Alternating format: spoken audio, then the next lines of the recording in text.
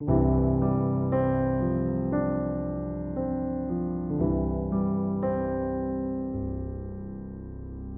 안녕하십니까. 오늘도 금요기도회를 사랑하시고 또 하나님을 사랑하는 마음으로 이 자리에 함께 동참하시는 여러분들을 주님의 이름으로 진심으로 환영하고 사랑합니다. 네, 반갑습니다. 예. 저는 고등학교 1학년 때 16년 동안 생활하였던 활기찬 화곡동에서 삭막한 목동으로 이사를 갔습니다. 화곡동에 있던 교회가 목동으로 이사를 가게 되었는데 어머니의 결단으로 교회가 가까운 곳으로 나아가게 됐죠. 제가 보기에 지금 보시기에도 굉장히 좀 활달해 보이고 괜찮아 보이긴 하지만 밝아 보이기도 하죠. 근데 지금은 많이 나아진 겁니다. 고등학교 때까지만 해도 굉장히 수줍음이 많았고 내성적이었던 아이였습니다. 그래서 목동으로 이사 오다 보니 아는 친구가 없어서 굉장히 우울하고 힘들었던 적이 있습니다. 학원도 고등학교 1학년 2학기 때부터 이제 다녔기 때문에 밤에 저는 그 목동 거리를 나와서 여기 단지 사이를 걸어 다니면서 지냈던 적이 있습니다. 그런데 정말 사람이 없더라고요. 아파트 단지 내에 걸어가는데 사람을 마주치는 게 거의 손에 꼽을 정도였습니다. 그래서 이 동네는 왜 이렇게 삭막한가 했던데, 그런데 그때 저는 처음으로 사람들이 이래서 자살이라는 것을 생각해 보게 되는구나라는 생각을 한번 해본 적이 있습니다. 나는 축구를 더 하고 싶은데 하지 못하게 되었고, 친구들은 다 화곡동에 있는데 만나지도 못하고, 화곡동에는 조금만 나가도 거리에 사람들이 막 북적북적 거리면서 그것만 지켜보아도 참 활기차 보였는데 왜 아무도 사람도 없는 이곳에 나는 이곳을 걸어가고 있는 것인가. 갑자기 너무 우울해졌습니다. 그리고 하지만 그 얼마 뒤에 교회에서 수련회를 하게 됐어요. 방학 중에 이사 와서 아는 사람도 없으니까 그래도 교회에 가면 아는 사람이 있으니까 교회로 찾아가 수련회 준비하는 모임에 들어갔습니다. 그나마 삭막했던 그 삶에서 참 단비 같은 시간이었던 것을 기억해요. 시간이 흘러서 수련회를 가게 되었고, 저는 수련회 준비 모임부터 위로를 받은 터라 하도 마음이 가난한 상태였기 때문에 수련회 첫째 날도 둘째 날도 정말 마치 얘가 미쳤냐는 듯이 성령에 잡힌 것처럼 많은 은혜를 받았습니다. 그러니까 정말 눈물 콧물을 다 흘리면서 막 이렇게 하면서 했어요. 그런데 여러분, 수련회 가면 그 기도의 시간에도 굉장히 위로를 받긴 하지만 정말 위로를 받는 시간은 또 따로 하나가 더 있죠. 그것은 집회가 마친 뒤에 찾아오는 그 아무런 제약도 없는 놀 수 있는 그 시간입니다. 사실 수련회 가는 목적이 이 뒷시간을 기대하면서 가는 친구들도 참 많습니다. 정말 그토록 기다렸던 누나 형들과 밤새 게임을 하며 노는 시간이 왔죠. 요즘에도 이런 시간 가지고 있는지 잘 모르겠지만 제 때만 해도 많은 학생들은 마지막 날에 밤을 새워가면서 같이 이야기하고 재미있게 게임하는 이 시간을 정말 예배보다 사모했던 것 같아요. 그리고 그때 참 다음 주에 보면 참 손잡고 오는 친구들도 참 많았어요. 커플들도 많이 생기고 그러더라고요. 어쨌든 수련의 마지막 날에 잠을 자는 것이 아니죠.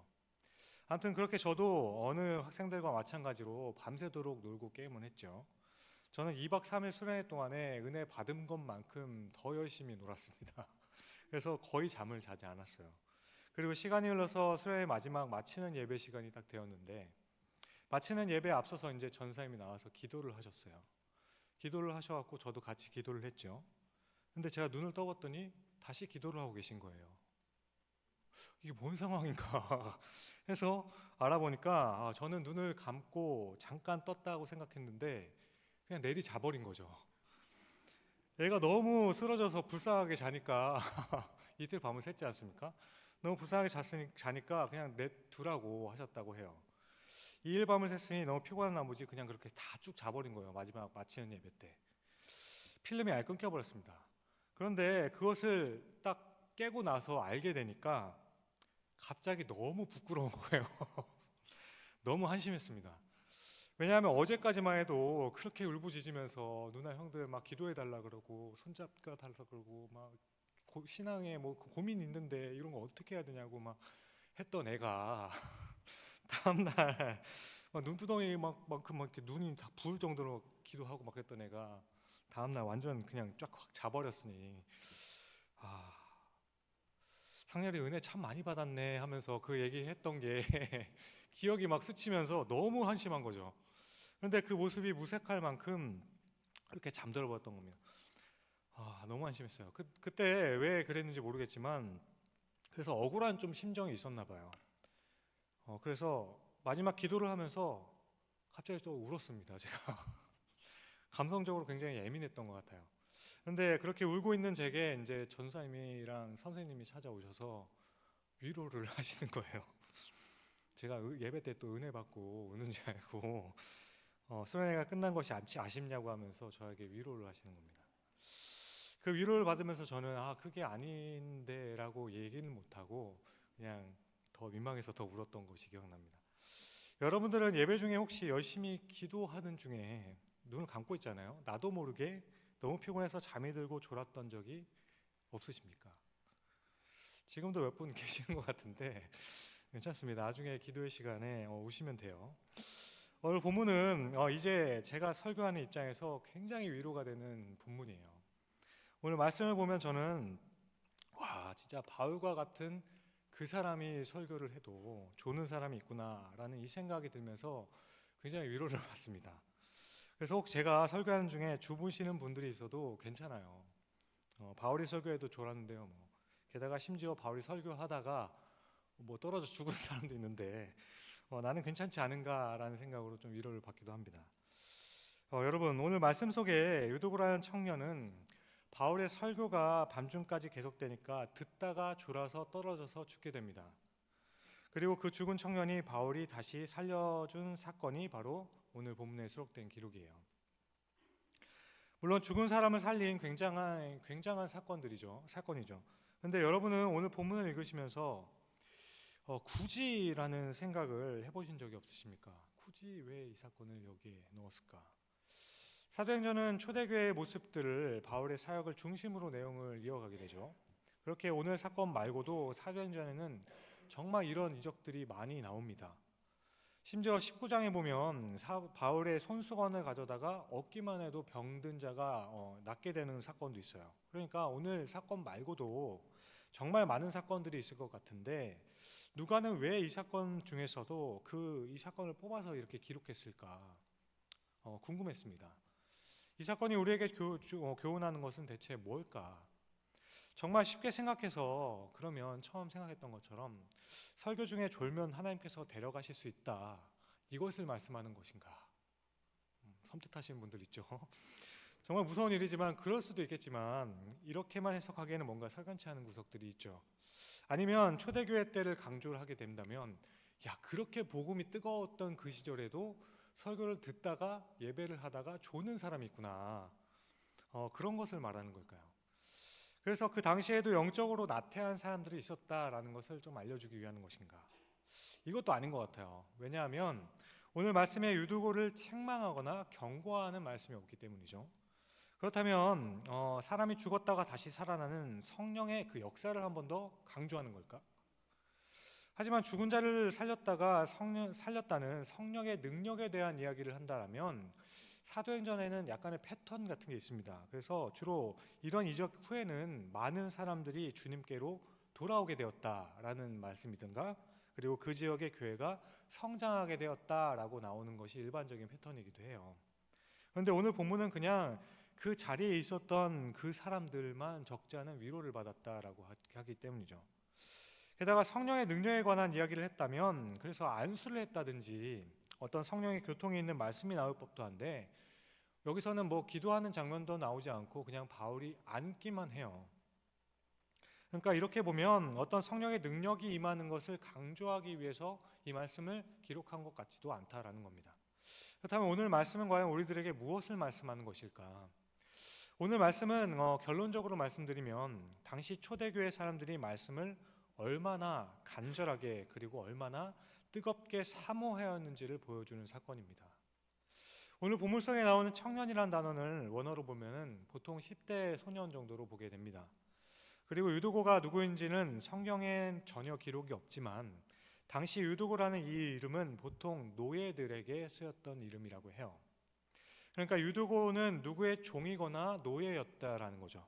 그렇다면 오늘의 이 사건이 있기까지 유두고가 어떤 생활을 해야 하는지 우리는 대충 또 유추할 수가 있게 되죠. 물론 유두고가 언제쯤 주님을 영접했는지는 잘 모릅니다. 하지만 오늘 본문의 내용을 미루어 보아서 유두고는 주님을 어느 순간에 만나게 됐고 그 예수님을 믿기 시작했어요. 그렇지만 그의 신분은 노예였고 하인이었습니다. 그래서 유두고는 신앙생활에 관련해서 자유롭지가 못했죠. 그럼에도 불구하고 주님을 만난 후에 주님으로 행복했기 때문에 은혜 안에서 살아갔었습니다. 그렇게 유두고는 남의 노예나 종으로 육체적인 족쇄를 가지고 있었지만 그리스도 예수 안에서는 영적으로는 참 자유를 누렸던 사람인 거죠. 그러다 어느 날에 소식을 하나 접하게 되죠. 당시 소아시아를 가장 떠들썩하게 했던 한 선지자와 같은 바울 사도, 그 사람이 바로 자신의 동네로 오게 되었다라는 소식을 듣게 됩니다. 사실 바울은 몇 년 전에도 이 드로아를 지나갔습니다. 하지만 그때는 성령의 역사로 마게도냐로 급하게 넘어가는 바람에 드로아에서의 사역을 제대로 하지 못하고 마게도냐로 넘어가게 되죠. 그때 혹시 또 바울을 만나거나 얘기를 들어서 성령을 접할 수도 있겠죠. 복음을 접했을지도 모릅니다. 그때 유두고라는 사람이 주님을 영접했을지도 몰라요. 어쨌든 정확하게 알 수는 없지만 드로아에 있던 많은 사람들이 바울에 대해서 알고 있었다라는 거죠. 그 중에 유두고도 바울을 꼭 한번 보고 싶었고 그의 설교를 한 번이라도 듣고 싶었다라고 생각할 수 있는 거죠. 바울도 그렇잖아요. 3차 전도 여행을 끝나고 돌아가는 길입니다. 아시아를 넘어서 동쪽으로 가려 했지만 가지 못했고 성령이 서쪽에서 인도하셔서 1년 전에 그냥 지나쳤던 곳이죠. 그래서 바울의 마음에도 굉장히 아쉬움이 있었을 거라 생각해요. 그런데 오늘 6절을 보시면 3차 전도 여행을 마치고 돌아가는 길에 바울은 드로아에서 일주일을 보낼 수 있는 기회가 생긴 거죠. 당대 최고의 유명인이었던 바울이 일주일 동안 드로아에 머물면서 드로아의 사람들에게 복음을 전하고 성경을 강론하기 시작한 겁니다.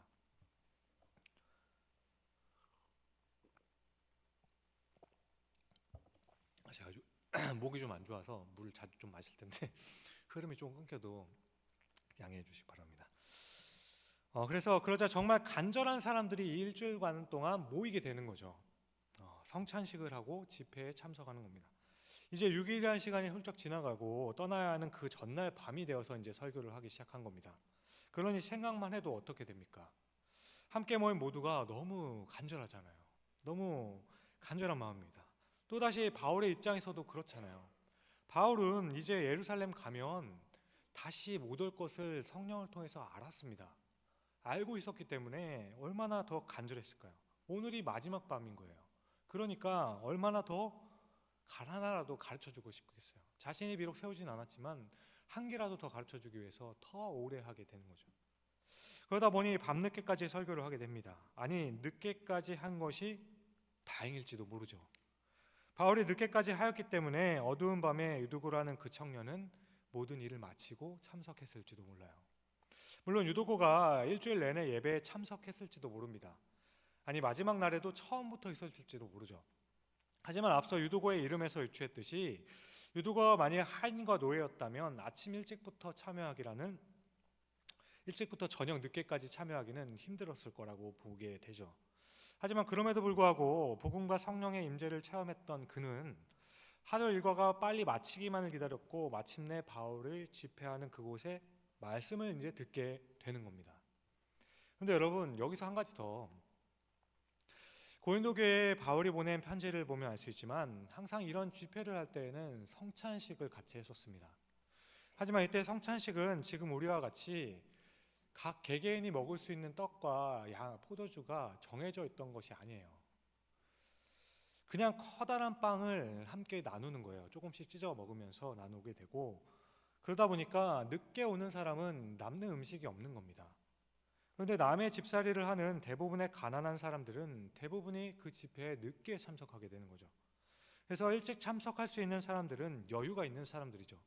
그래서 바울은 고린도전서 11장을 보면 그 당시 교회에게 굉장히 꾸짖습니다. 여유가 있는 사람들은 식사를 집에서 하고 올 것이지 왜 여기 와서 이걸 먹고 앉았냐고 책망을 하게 되죠. 가난한 사람들을 시험에 들게 하지 말라고 이야기를 해요. 그러니까 오늘 유두고도 이런 상황을 함께 겪고 있는 상황이라면 하루 종일 일을 했습니다. 겨우 이제 집회를 참석했는데 배도 고픈 상황인 거죠. 하지만 하나님의 말씀에 간절함이 있기 때문에 처음에는 잘 들었을 거예요. 그렇지만 육체의 연약함을 누가 견딜 수가 있겠어요. 저도 밤 이틀 새봤지만 은혜가 있었기 때문에 마지막에 잘 깨어 있을 줄 알고 생각했지만 내리 자버렸거든요. 근데 유두고는 그때 저보다 더 피곤한 상태라는 거죠. 이른 새벽부터 고된 노동을 하고 들어왔고 배까지 고파요. 졸지 않으려고 했지만 자꾸 졸음이 오는 거죠. 게다가 8절의 말씀을 보면 등불을 많이 켜놨다라고 하죠. 어두우니까 많이 켜놨겠죠. 또 당시 그 등불을 생각해 보면 어떤 불인가요? 기름에 심지가 있는 초롱불이나 촛불 같은 거를 태웠습니다. 그러니까 6절에 보면, 그런데 또 6절을 보면 무교절 후라고 했으니까 이때가 3월에서 4월로 넘어가는 것이거든요. 그러니까 날씨는 초봄의 날이어서 더워졌고 좁은 공간에 많은 사람들이 있는 겁니다. 그리고 더워요. 게다가 등불도 많아서 공기도 탁한 겁니다. 배도 고프고 힘들고 어떻게 됩니까? 바로 졸음이 오게 되는 거죠. 100% 졸립니다. 하지만 유두고는 바울의 강론을 너무 듣고 싶었어요. 그래서 조금은 시원한 곳, 조금은 바람이 통하는 곳, 다락방 창가에 앉게 된 거죠. 물론 사람이 많아서 처음부터 거기 앉았을 수도 있죠. 하지만 육체의 고단함으로 인해서 잠을 깨우기 위해 갔다라고 저는 생각하고 싶습니다. 너무 졸리고 피곤하지만 말씀을 듣고 싶었기 때문에 사람은 적고 그나마 공기가 더 나은 창가에 앉게 된 거죠. 그러니까 유두고는 말씀을 듣기 위해 굉장히 노력했다라는 거죠. 어떻게 하든지 말씀을 듣고자 노력했던 거예요. 그런데 졸음이 막 쏟아지는데 어떤 방법이든지 간에 그게 얼마나 갑니까? 여러분들도 다 경험 지금 하고 계시잖아요. 지금도 막 허벅지를 꼬집으시면서 졸지 말아야 되는데 하면서 하시잖아요. 그런다고 졸음이 없어지나요? 정말 찰나였습니다. 잠깐 한 것 같은데 9절에 보니까 바울이 강론하기를 더 오래 했다라고 하죠. 그러니까 바울의 설교가 그때 당시 어땠냐? 굉장히 힘들었다고 합니다. 고린도후서 10장 10절을 보면 그의 말이 시원하지 않다라고 해요. 그냥 듣고 있어도 졸리고 보고만 있어도 졸린 사람이 바울이었던 거죠. 그러니까 그렇게 바울의 설교를 들으려고 애를 쓰다가 했는데 졸았는데 그만 떨어져 죽어버린 겁니다. 사람들은 그가 떨어지는 것을 보고 놀래서 내려가서 확인하게 되고 그가 죽었다라고 하죠. 하지만 바울은 그를 껴안고 아직 생명이 그에게 있다라고 하죠. 사도행전의 저자는 사도행전 저자 누가는 의사입니다. 그러니까 죽은 것은 틀림이 없어요. 그 다음 말씀에도 살아난 청년으로 적지 않게 위로를 받았다라고 말씀하고 있죠. 따라서 바울은 그를 살리면서 생명이 아직 있다라고 말씀한 거죠. 그런데 여러분, 오늘 사건은 죽을 병에 걸렸던 사람을 다시 살린 사건이 아니에요. 젊은 청년이 그냥 설교를 듣다가 자기가 졸아서 떨어져서 있는데 그 청년을 살려줬더니 사람들이 위로를 받은 겁니다. 그냥 뭐 어떤 일이 있어서 그렇게 된 게 아니에요. 자기 혼자 졸다가 떨어져서 죽었는데 그 사람 살렸더니 위로를 받은 거죠. 그럼 이때 사람들이 위로를 받았다는 건 죽었다가 살았기 때문에 위로를 받은 것일까? 성령의 역사를 또한 강조하는 걸까? 여러분들은 이 말씀의 교훈을 말해주고 있다, 어떤 교훈을 말해주고 있다고 생각해요? 어떤 이미지를 우리에게 알려주기 위해서 이 말씀을 기록하고 있다 생각하십니까? 설교를 듣다가 졸면 죽는다, 이거 아니죠? 설마 이것이 본문이 말하고 있는 것이면 지금 여러분들 조심해야 할 분들이 있어요. 제가 못 보는 것 같지만 다 보고 있습니다. 그러니 성령의 역사나 설교 중에 졸면 죽는다, 이게 아니죠. 오늘 말씀은 그 당시에 하나님을 믿는 사람들의 그 열심과 뜨거움을 보여주고 있는 겁니다. 일주일 동안 그 피곤한 삶 가운데서도 말씀을 들으려고 하는 그 뜨거운 마음과 자신에게 주어진 그 기회를 놓치지 않으려고 애쓰려는 그 모습이 이 본문에 담겨 있다는 겁니다. 예전에 어떤 목사님께서 하셨던 말씀입니다. 어떤 교회에 어떤 장로님 부부가 있었는데요. 이분들은 어떤 일이 있어도 수요예배는 빠지지 않고 나왔다고 해요. 그런데 이 장로님께서는 일을 하고 오셔서 그런지 항상 수요예배는 오시는데 설교 시간만 되면은 주무시기 시작하는 거죠. 게다가 그냥 주무시면 되는데 코를 고기 시작하는 겁니다. 그러니까 옆에 있던 권사님은 매번 찌르느라 바쁘고 이분은 계속 이렇게 하느라 바쁜 거죠. 그래서 장로님과 친한 분들은 얘기를 하는 거죠. 장로님 생각해서, 장로님 너무 피곤하시면 집에서 좀 주무셔도 괜찮습니다. 장로님이신데 매번 맨 앞에 앉으셔서 그렇게 하시면 좀 우리가 시험에 들기도 합니다. 덕이 되지 않아요. 그런데 반대로 생각하면 설교자 입장에서 보면 이건 더할 수 없는 위로가 되기도 하죠. 그 열심히 정말 고맙죠. 새벽부터 나가서 일을 하시기 때문에 일과가 마치면 그냥 집에서 씻고 딱 주무시고 싶잖아요.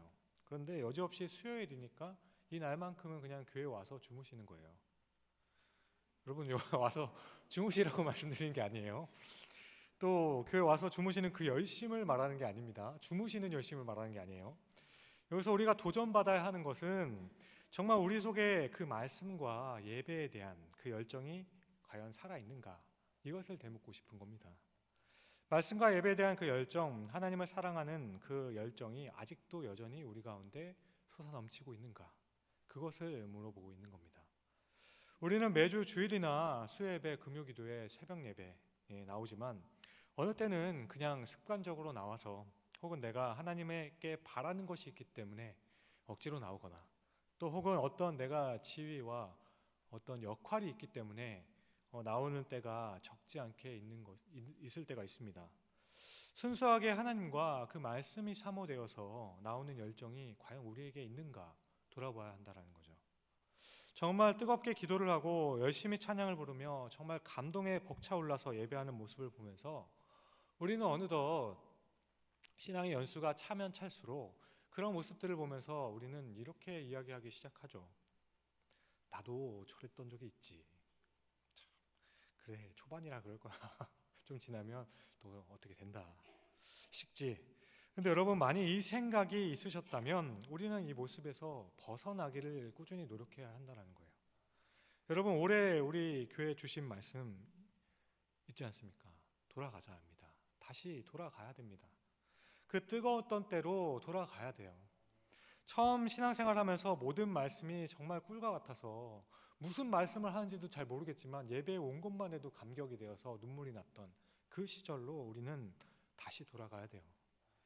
예수님께서 이 땅에 오셨을 때 당시 종교 지도자들을 보면서 정말 안타까워하셨던 것은 그 땅에 그들의 종교적인 열심을 보면서 빠져 있으면서 열심히 하는 것을 보았습니다. 그렇지만 그들의 마음에는 아무런 주님에 대한 열정과 그런 모습들이 전혀 없었던 것을 가지고 주님은 참 안타까워하셨습니다. 그렇게 그들을 향해 주님께서 말씀하시기를 너희가 피리를 불어도 춤을 추지 아니하고 고구라여도 울지 않는다 말씀하셨어요. 혹 지금 이 순간에도 그냥 이제는 다 한때였던 것들이고 모든 게 다 시시하다라고 생각하시는 분들이 계신다면 조심해야 되는 겁니다. 혹 삶에서도 또한 우리가 신앙생활 가운데서도 그 안에서 전혀 기쁨이 샘솟지 않거나 열정이나 감동이 없는 상태가 있다면 다시 한번 돌아봐야 돼요. 돌아가야 되는 겁니다. 이것은 우리가 신앙생활을 하면서 가장 경계해야 될 부분인 거예요. 여러분, 손뼉은 마주쳐야 소리가 나는 겁니다. 매일 나오는 이 예배에 우리 안에 하나님을 향한 그 열심이 없다라면 우리 마음 가운데 항상 외치고 있는 그 예수님의 말씀을 우리는 듣지를 못할 수도 있습니다. 물론 성령의 역사로서 우리가 들을 수도 있겠죠. 하지만 손뼉은 마주쳐야 소리가 나는 겁니다. 이 생활 가운데 하나님을 사모하는 마음이 없다면, 매일매일 매순간 하나님께 돌아가지 않는다면 우리는 피리를 불어도 춤을 추지 않는 것이고 곡을 하여도 울지 않는 모습인 겁니다. 게다가 더 큰 문제는 내가 그런 상태에 있다라고 느낄 수 없는 상태까지 가는 겁니다. 사랑하는 성도 여러분, 하나님 앞에서 정말 불의한 것은 새벽 기도와 주일 예배를 빠지는 것이 아니에요. 단 한 번의 예배일지라도 그 예배에 나올 때 아무런 기대도 없이 아무런 사모함도 없이 그냥 나오는 상태가 제일 불의한 상태인 겁니다. 늘 예배에 나오지만 그 안에 하나님의 말씀을 배우기를 소망하는 마음이 없고 그 말씀대로 실천하겠다는 그 마음의 의지가 없는 상태, 열정이 전혀 남아있지 않는 그 상태가 바로 우리가 신앙생활 중에 가장 경계해야 될 부분인 겁니다. 얼마나 힘들고 피곤했을까. 그런데 얼마나 사모했기에 그 피곤한 몸을 이끌고 예배에 참석하고 바울의 설교가 밤늦게까지 계속되니까 한 말씀이라도 더 들으려고 잠을 깨기 위해 애썼고 창가에서 졸다가 죽기까지 했는가. 이것은 예배 시간에 조는가 졸지 않는가의 문제를 말하는 것이 아니에요. 오늘도 우리가 물어야 하는 궁극적인 그 질문은 내 마음은 여전히 주님을 사모하고 있는 것인가?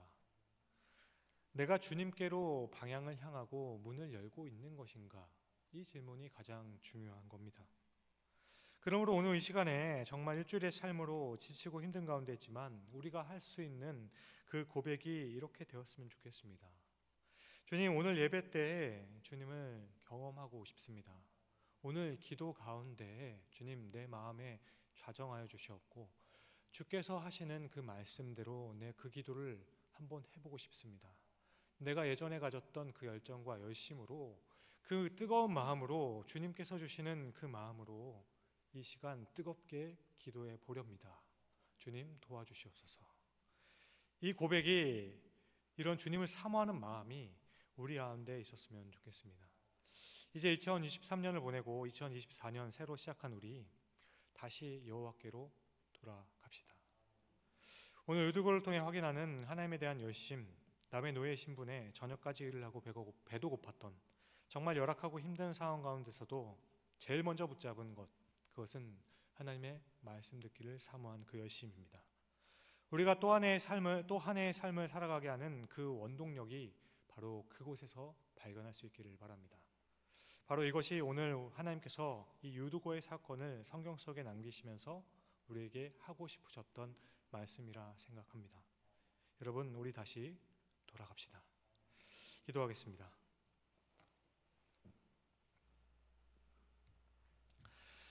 사랑과 은혜가 풍성하셔서 우리를 구원하셨고 하나님의 자녀로서 이 땅에 살아갈 소망을 주시는 주님 감사합니다. 오늘 예배에 나온 우리 모두의 마음을 주님 아시죠? 우리들의 마음을 또한 돌아봅니다. 과연 우리의 마음에 오늘 유두고와 같은 하나님에 대한 그 열정이 남아 있습니까? 예배와 그 속에 전해지는 말씀에 대한 그 사모함이 나의 가운데 있습니까?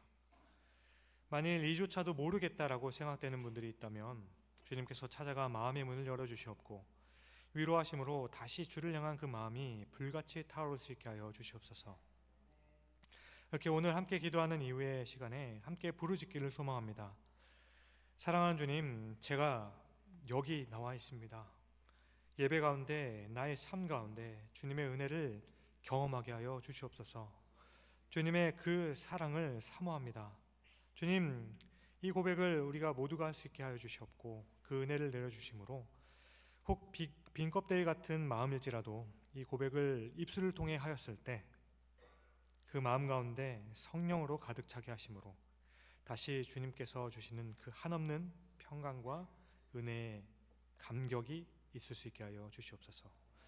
감사합니다. 이 모든 말씀을 우리를 구원하여 자녀 삼으사 비록 이 땅에서 살아가지만 하나님의 마음을 알고 하나님을 찬양하고 경배하는 그 일이 세상 어떤 것보다 참 기쁨을 알게 하시고 그 기쁨으로 늘 예배하게 하심으로 우리와 하나님을 이어주게 하시는 우리 구주 예수 그리스도의 이름으로 기도합니다.